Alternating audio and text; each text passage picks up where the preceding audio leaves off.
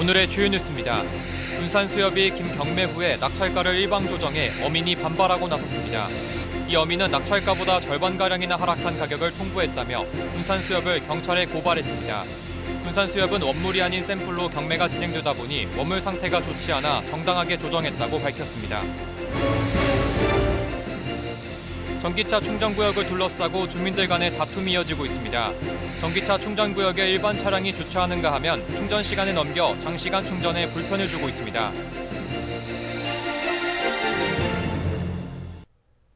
여러분 안녕하십니까? 3월 17일 금요일 종합뉴스입니다. 군산에서 생산되는 김은 수협 경매를 거쳐 시중에 공급됩니다. 그런데 경매에 참여했던 한 어민이 일방적으로 낙찰가가 절반 이상 깎였다며 군산수협을 직권남용으로 경찰에 고발하고 법적 대응에도 나서겠다며 반발하고 있습니다.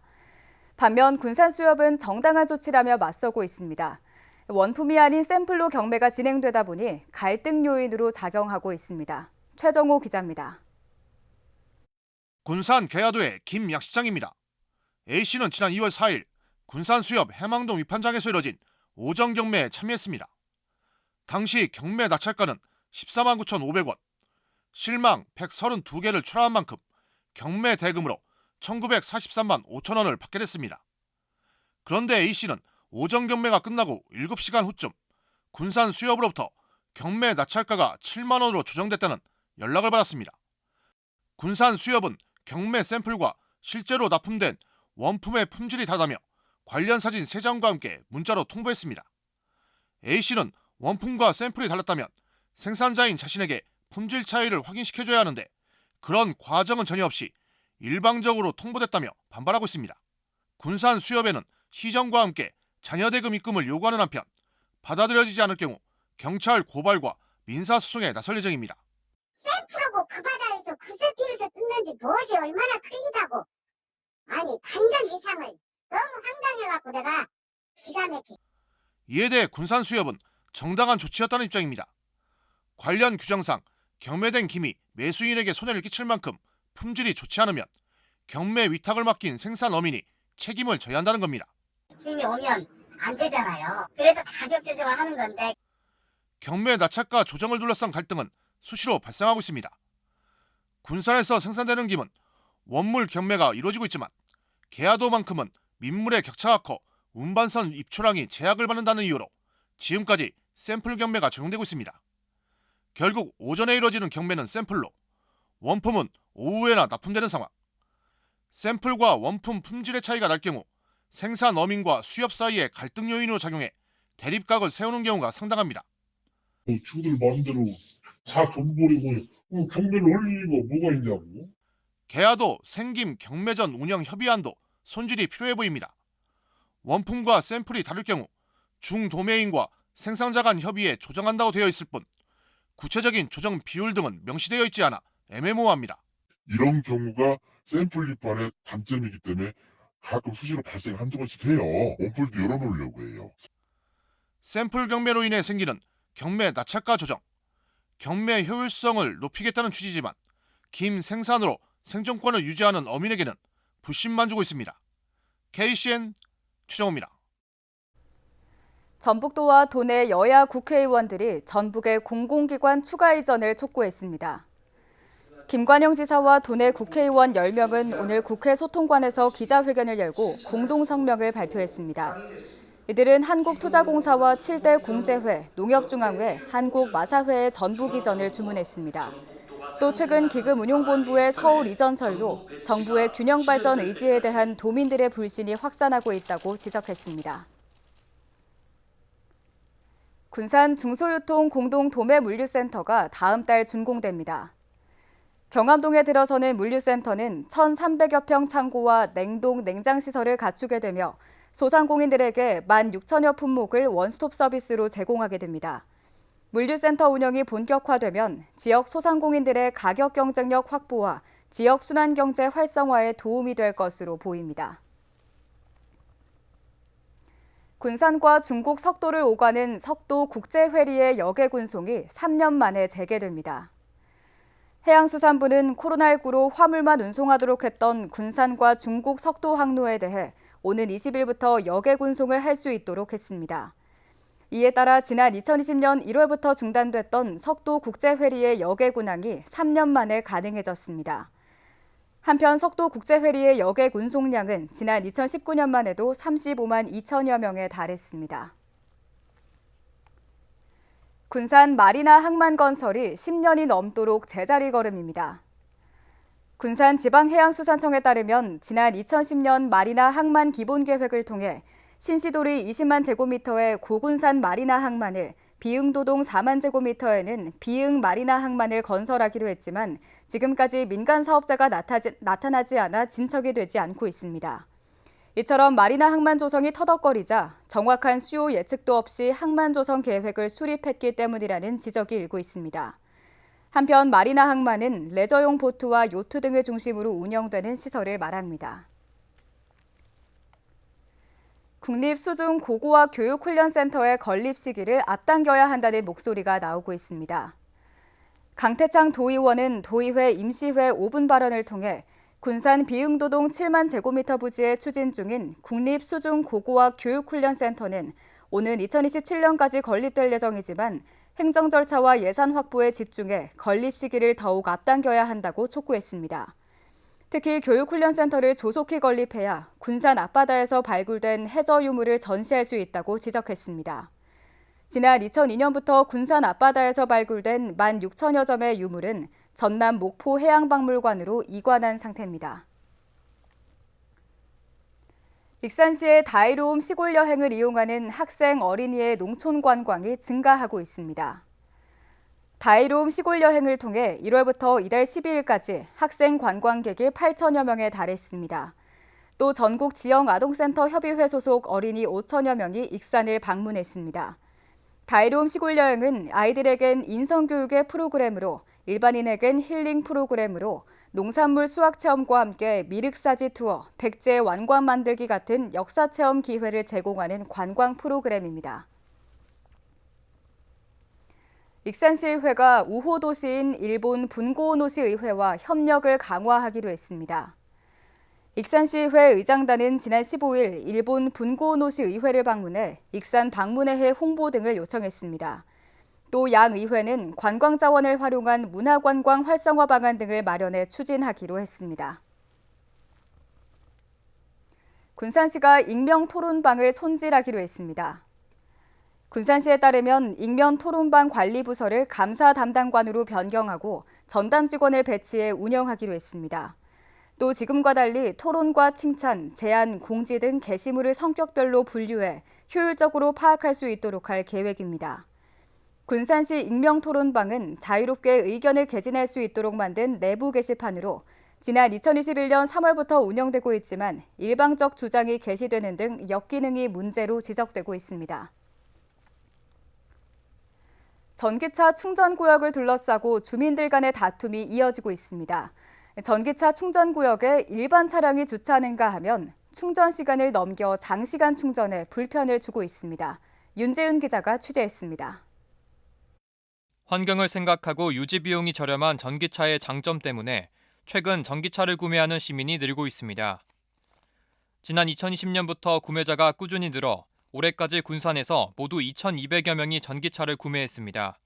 전기차 충전 인프라도 꾸준히 증가해 최근까지 1,160여 대의 충전기가 군산 시내 곳곳에 설치됐습니다. 인프라는 확충됐지만 전기차 차주들의 불편은 여전합니다.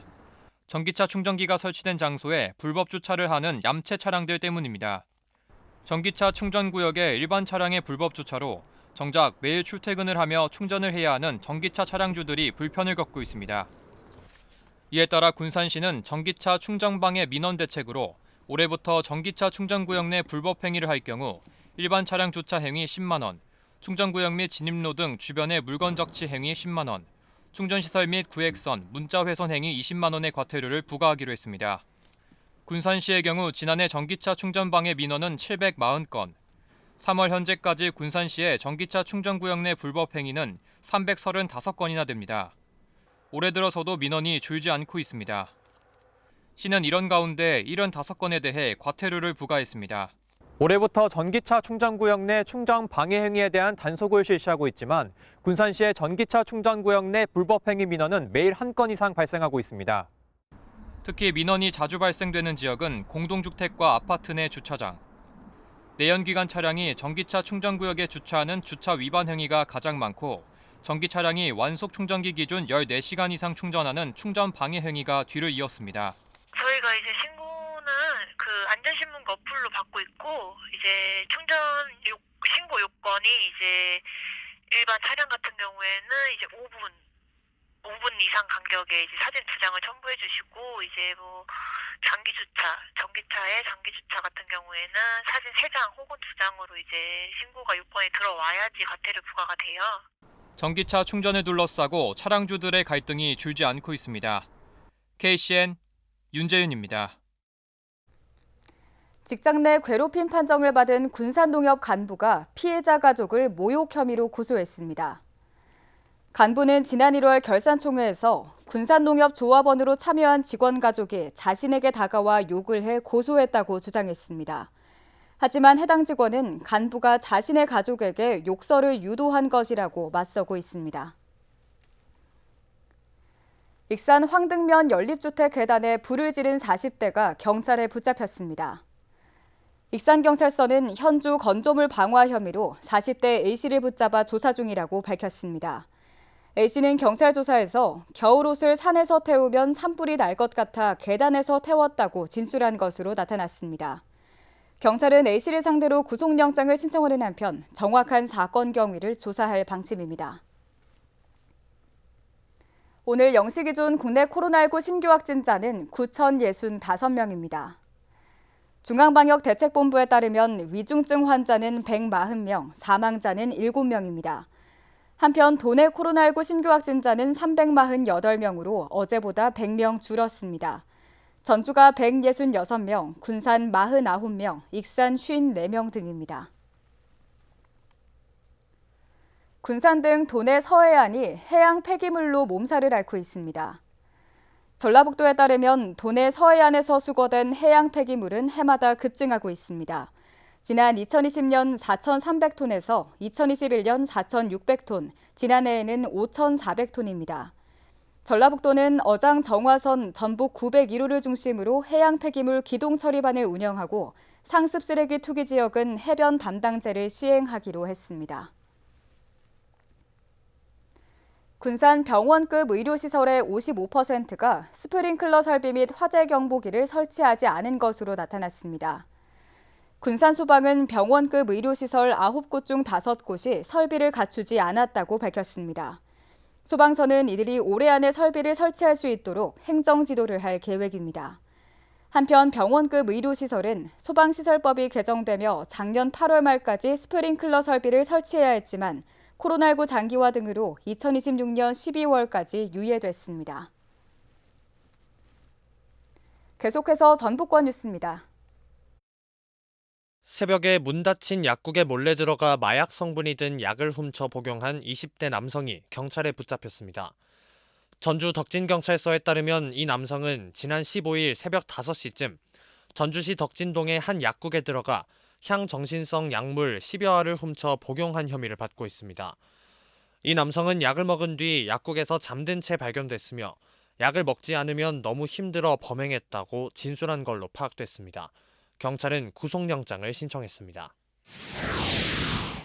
남원경찰서는 조합장 선거를 앞두고 조합원에게 돈 봉투를 건넨 혐의로 50대 A씨를 구속했습니다. A씨는 지난 8일 치러진 제3회 전국동시 조합장 선거를 앞두고 조합원 여럿에게 수백만 원 상당의 현금을 건넨 혐의를 받고 있습니다. A씨는 자신이 지지하는 후보를 조합장으로 당선시키기 위해 이러한 범행을 저지른 것으로 드러났으며 경찰은 정확한 범행 규모와 자금 출처 등을 조사하고 있습니다. 도내 쌀 재배 면적의 5% 이상이 올해 다른 작물로 전환됩니다. 전라북도는 쌀 과잉 생산에 대응하고자 벼 재배 면적 11만 3,775헥타르의 5.1%인 5,777헥타르에 논콩과 가루쌀, 조사료 등 다른 작물을 재배하기로 하고 212억 원을 지원하기로 했습니다. 지난해 쌀 과잉 생산으로 인해 산지 쌀값은 17만 9천 원대로 떨어졌습니다. 지금까지 전북권 뉴스 김지훈입니다. 도의회 인사청문위원회가 조준필 군산의료원장 후보자에 대해 적합의견 결과보고서를 채택했습니다. 환경복지위원회는 조 후보자의 업무 능력, 도덕성, 경영 능력, 자질을 검증해 긍정적으로 평가했습니다. 이국종 교수의 스승으로도 알려진 조 후보자는 아주대 응급의학과 교수로 대한응급의학회 회장과 경기의료원장 등을 지냈습니다. 지난해 도내에서 이뤄진 결혼은 5,394건으로 집계됐습니다. 통계청에 따르면 1년 전보다 1.3%가 증가한 겁니다. 특히 외국인과의 결혼은 543건으로 무려 55%가 늘었습니다. 평균 초혼 나이는 남자가 33.8세, 여자가 30.9세였습니다. 한편 도내 이혼 건수는 3,377건으로 1년 전보다 370건이 줄었습니다. 한국농업기술진흥원이 17일 고향사랑 기부금을 기탁했습니다. 정경숙 농업기술진흥원 기획본부장은 제2의 고향인 익산의 이번 기탁금을 통해 지역경제 활성화에 보탬이 되길 바란다고 말했습니다. 한국농업기술진흥원은 농업전문 준정부기관으로 농업인의 소득 증대, 농식품 산업의 고부가 가치 창출 지원 등 다양한 사업을 추진하고 있습니다. 전북 익산 어린이 영어도서관이 기적의 영어책 읽기 미라클 리딩 사우전드 북스를 시작합니다. 사우전드 북스 캠페인은 영미권 도서관에서 진행 중인 글로벌 프로젝트로 하루에 한 권씩 3년 동안 부모나 보호자가 아동에게 1,000권의 영어책을 읽어주는 프로젝트입니다. 참여를 원하는 시민은 익산 어린이 영어도서관에서 책을 대출한 뒤 스탬프북에 인증도장을 받아 기록할 수 있습니다. 신청을 원하는 유아 또는 초등학생은 선착순으로 오는 21일부터 영어도서관 홈페이지에서 신청할 수 있으며 선착순 50명만 가능합니다. 다음은 우리 동네 소식입니다.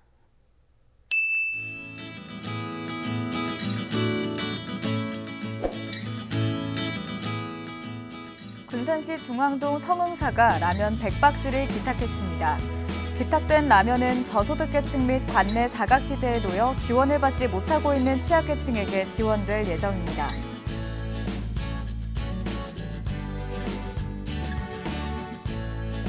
익산시 평화동 새마을분여회가 지역 13개 경로당에 직접 조리한 반찬을 전달하며 따뜻한 효심과 사랑을 전했습니다. 이날 행사에 참여한 20여 명의 분여회원들은 경로당을 방문해 준비한 반찬을 전달하고 어르신들의 안부를 물으며 건강을 챙겨주는 뜻깊은 시간을 가졌습니다.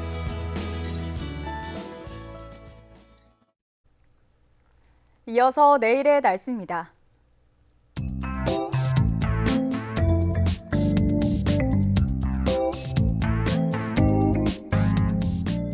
내일 전북은 대체로 흐리겠습니다.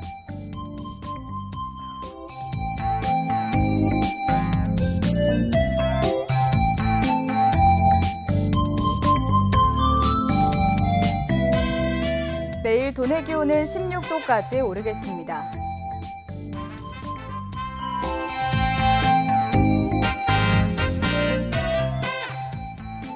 내일 군산의 낮 최고 기온은 12도입니다.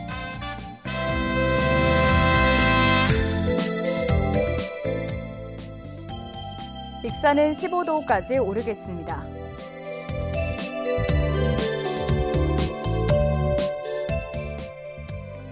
바다의 물결은 서해남부 모든 해상에서 최고 2m까지 일겠습니다.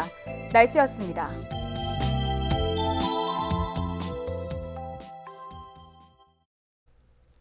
이상으로 KCN 종합뉴스를 마칩니다. 정확한 보도로 늘 함께하겠습니다. 시청해주신 여러분 고맙습니다.